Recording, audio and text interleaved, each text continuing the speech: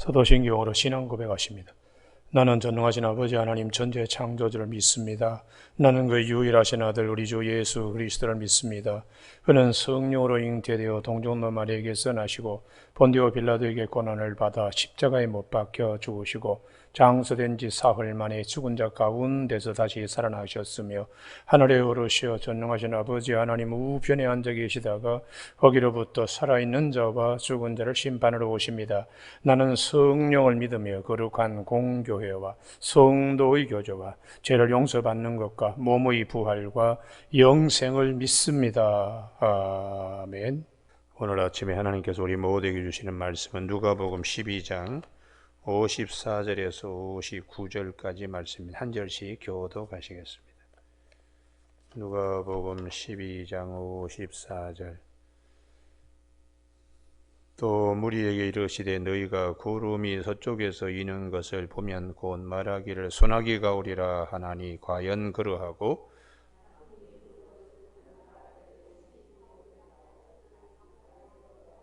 외식하는 자여 너희가 천지의 기상은 분간할 줄 알면서 어찌 이 시대는 분간하지 못하느냐? 내가 너를 고발하는 자와 함께 법관에 갈 때 길에서 화해하기를 힘쓰라.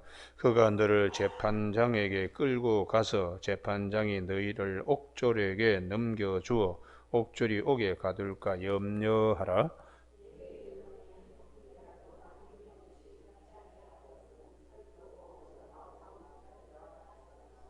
아멘.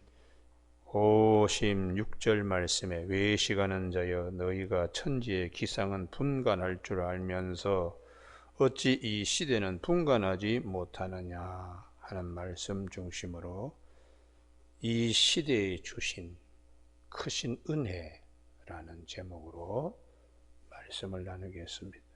오늘 본문 말씀을 통하여 주님은 우리에게 비유로 말씀하신 은혜가 있습니다. 그래서 마태복음 13장 34절에 비유가 아니면 말씀하지 아니하셨다. 비유로 말씀하시고 비유가 아니면 아무것도 말씀하지 아니하셨으니 주님은 비유로 많이 말씀하십니다. 마태복음 13장은 우리가 천국장이라고 씨 뿌리는 자의 비유가 있는데 길가밭, 돌짝밭, 가시떨기밭, 옥토밭 그 언어가 어려운 언어가 아닙니다. 아주 쉬운 언어로. 그리고 비유는 우리에게 진리를 쉽게 깨닫게 해주시는 그 진리를 깨닫게 해주시는 은혜가 오래 가도록 그렇게 하시기 때문에 주님은 비유로 많이 말씀하셨습니다. 오늘 본문에도 구름이 서쪽에 이는 것 보면 말하기를 소나기가 오리라 그렇게 하지 않느냐. 남풍이 부는 것을 보면 심히 더우리라 하지 않느냐. 위를 쳐다보면서 앞으로 되어질 일들과 또 뜨거운 남쪽의 바람이 불어오면 그 다음에 어떻게 해야 될 것인가를 너희가 아는데 그 다음에 말씀입니다. 주님이 답답하신 거예요. 외식하는 자여 너희가 천지의 기상은 분간할 줄 알면서 어찌 이 시대는 분간하지 못하느냐. 우리가 이 시대의 분별력인데 성경은 은혜의 시간, 역사적인 그냥 흘러가는 시간을 크로노스라고 하면 은혜의 시간은 카이로스라고 구분합니다. 주님이 오신 이 시간, 이 은혜의 시간을 어떻게 보지 못하느냐 이렇게 주님이 말씀하고 있습니다.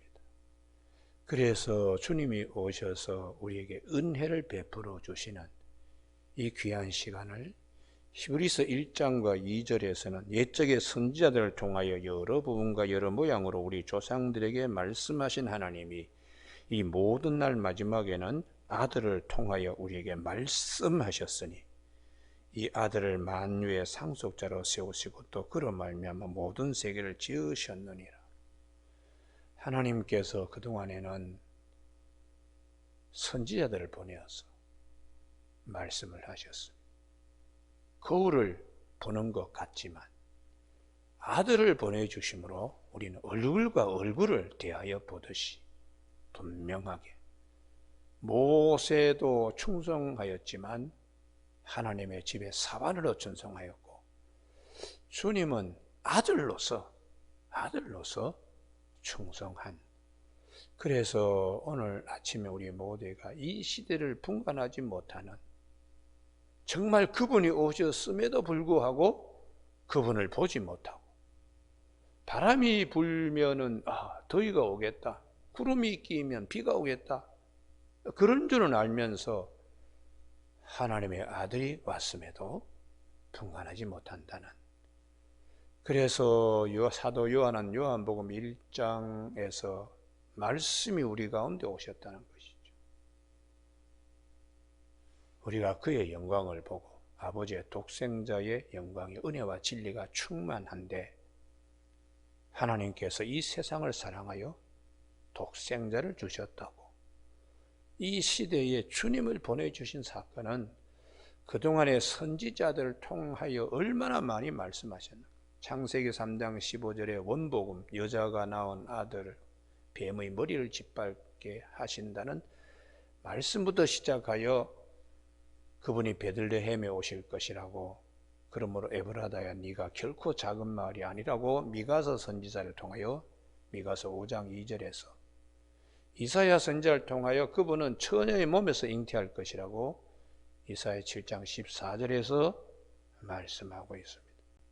그분은 겸손하여서 나귀 새끼를 타고 예루살렘의 왕으로 오실 것이라고 스가랴서 9장 9절의 말씀, 이런 모든 말씀이 다 예수 그리스도를 통하여 성취되는 겁니다. 할렐루야.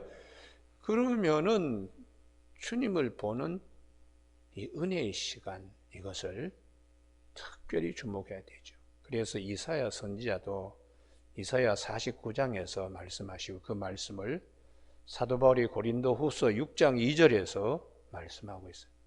지금이 은혜 받을 만한 때고 구원의 날이라고.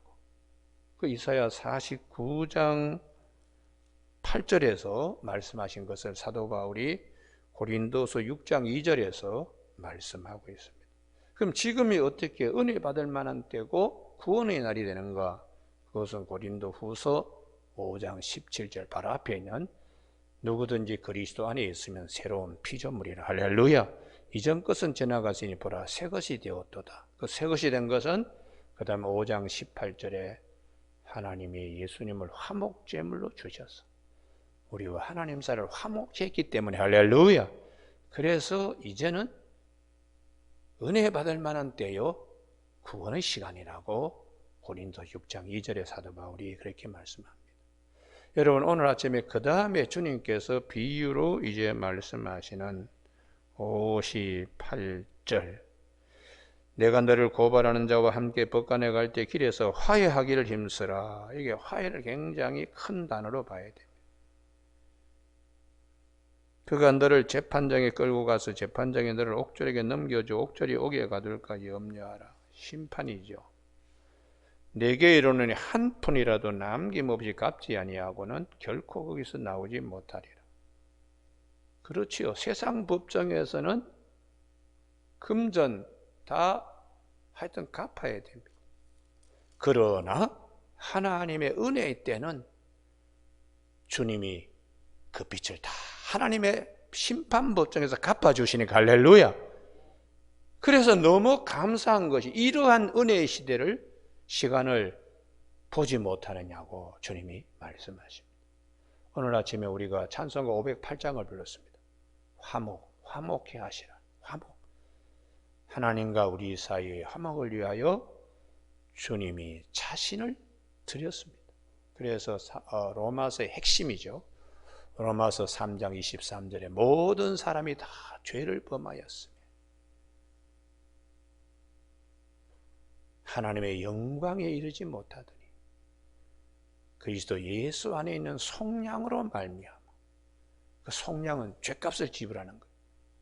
하나님의 은혜로 값없이 의롭다 하시면 얻은 자 되었느니라. 할렐루야. 그래서 공짜로 우리가 주님 안에서 이 하나님의 심판법정에 죄값을 지불받은 자가 되었다고.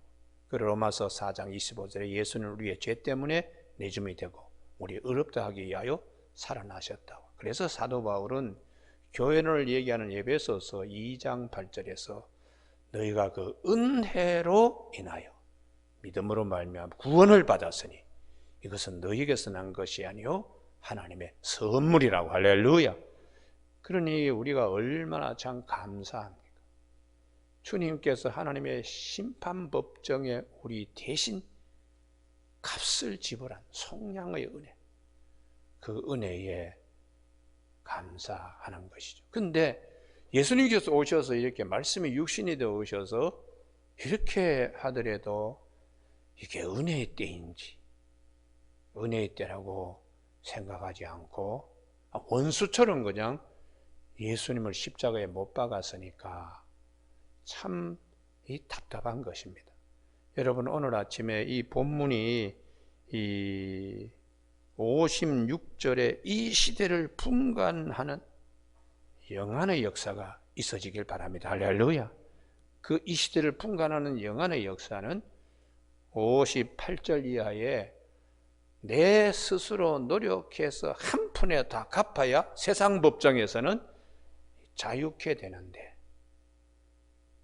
하나님의 은혜의 세계에서는 그 예수 그리스도 안에서는 주님이 다 갚아주신다는 거죠. 할렐루야. 그래, 그 은혜를 항상 마음에 생각하라는 거지.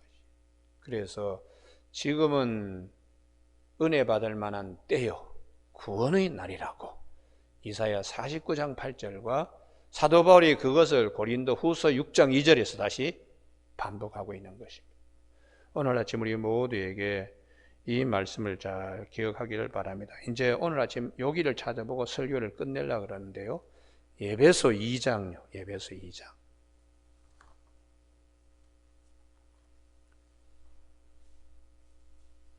에베소 2장 12절입니다. 에베소 2장은 2장 3절에 우리 모두가 본질상 진노의 자식입니다. 그러나 4절에 국률이 풍성하신 하나님 큰 사랑으로 우리가 8절 은혜에 의하여 믿음으로 말며 구원받았습니다. 만약에 주님이 십자가상에 대속의 은혜를 우리에게 주지 않았으면 우리는 12절 너희는 그리스도 밖에 있었고 이스라엘 나라 밖의 사람이 약속 언약들에 대하여는 외인이요 세상에는 소망이 없고 하나님도 없는 자였지만 이제는, 여기가 아주 큰 단어로 들리세요. 할렐루야. 이제는 이게 은혜의 때죠. 전에 멀리 있던 너희가 그리스도 안에서 그리스도의 피로 가까워졌느니라. 할렐루야. 주님이 죄값을 지불하고 그 은혜죠. 그래서 14절 다 같이 읽습니다. 시작. 그는 우리의 화평이신지라 둘로 하나를 만드사 원수된 것 곧 중간에 막힌 담을 자기 육체로 허시고. 할렐루야. 얼마나 귀한 말씀. 주님께서 십자가에 돌아가심으로 화해를 우리에게 가져오게 하셨으니까요. 법조문으로 된 계명의 율법을 폐하셨으니 이는 둘로 자기 안에 한 세 사람을 지어 화평하게 하시고 이방인이든 유대인이든 헬라인이든 간에 다 예수 그리스도 안에서 하나님의 자녀가 되는 은혜. 16절 이게 핵심인데요. 같이 읽습니다. 시작. 또 십자가로 이 둘을 한 몸으로 하나님과 화목하게 하려 하심이라. 원수된 것을 십자가로 소멸하시고 한 푼이라도 갚지 못하면 나오지 못하는 그 감옥, 그런 세상 법정도 그러하거나 하나님 나라는 어떻게 했어요? 예수 그리스도께서 대신 우리의 죄값을 지불해 주심으로 하나님과 화목하는 그래서 사도 바울은 우리에게 여기를 한 번 더 찾고 마쳐야 되겠네요. 고린도서 6장을 꼭 한번 보시고 5장과 6장입니다. 5장 17절을 우리가 많이 알죠. 그 다음에 18절을 우리가 왜 새로운 피조물인가? 18절 때문에 그렇죠. 고린도후서 5장 17절 그런즉 누구든지 그리스도 안에 있으면 새로운 피조물이라 이전 것은 지나갔으니 보라 새 것이 되었도다. 왜 새 것이 되었는가? 18절 다 같이 읽습니다. 시작. 모든 것이 하나님께로서 났으며 그가 그리스도로 말미암아 우리를 자기와 화목하게 하시고 또 우리에게 화목하게 하는 직분을 주셨으니 하나님과 화목된 관계이기 때문에 그리스도 안에서 새로운 피조물입니다. 그러므로 지금이 어떤 때인가? 고린도서 6장 2절에 이사야 49장 8절을 재인용하는데요. 내가 은혜 베풀 때에 너에게 듣고 구원의 날에 너를 도왔다. 보라 지금은 은혜 받을 만한 때요. 보라 지금은 구원의 날이로다. 할렐루야. 그래서 주님이 오셔서 은혜 받는 축복의 단비를 내리게 그리고 은혜 받을 수 있는 그 뜨거운 바람을 우리에게 보내주시는 이때가 얼마나 참 감사한가. 우리 기억하는 이 아침 되기를 주님의 이름으로 축복합니다. 기도하시겠습니다.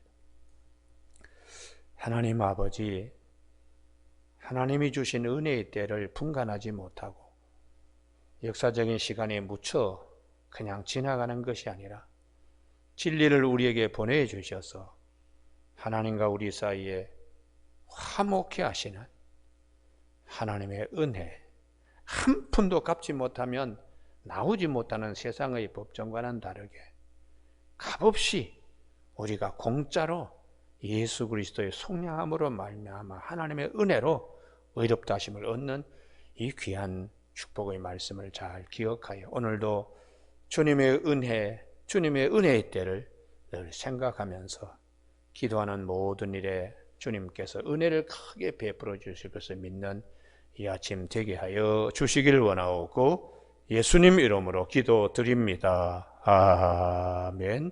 하늘에 계신 우리 아버지의 이름을 거룩하게 하시며 아버지의 나라가 오게 하시며 아버지의 뜻이 하늘에서와 같이 땅에서도 이루어지게 하소서. 오늘 우리에게 이루어갈 양식을 주시고 우리가 우리에게 잘못한 사람을 용서하여 준 것 같이 우리 죄를 용서하여 주시고 우리를 시험에 빠지지 않게 하시고 악에서 구하소서. 나라와 권능과 영광이 영원히 아버지의 것입니다. 아멘.